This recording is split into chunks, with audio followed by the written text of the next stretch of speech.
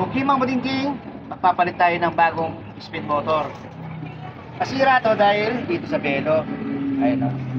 Ayun o, nabutas. Ayun, tumulo. Napasa. Ayun, nasira. Ayun pa, magpapalit tayo ng bago. Ito po ang bago. Ngayon, ang play nito dapat ganito. Kaya pag ginano po, umiikot siya. No?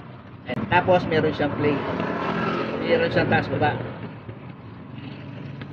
Dapat ganyan ang performance din itong bago nating spin motor. Ngayon tignan nyo yung spin motor natin.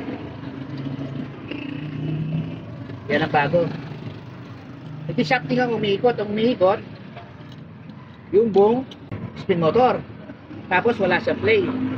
Bakit ganyan ang mga bagong spin motor ngayon?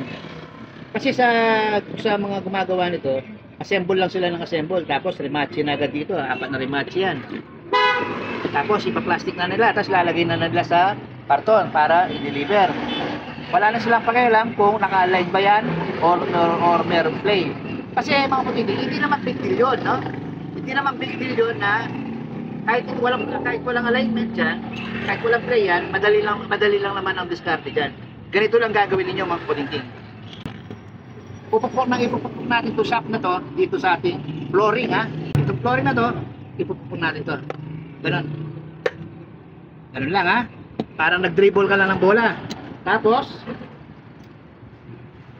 ito, pupupukin natin, isisak natin. Ayan. Meron na siyang galaw.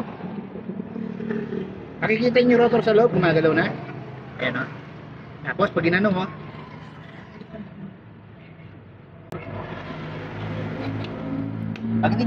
pag hindi pa kayo masyadong satisfied sa alignment, pukpok lang ng pukpok. Hanggang pupuk kayo, nag-a-align yan. Yan. Ganyan lang po ang diskarte, no? Patitin, no? Pag nakabili kayo ng bagong spin motor, na ganyan ang kondisyon, madali lang gawin. Okay, mapatitin, salamat po sa panonood. God bless po sa ating lahat.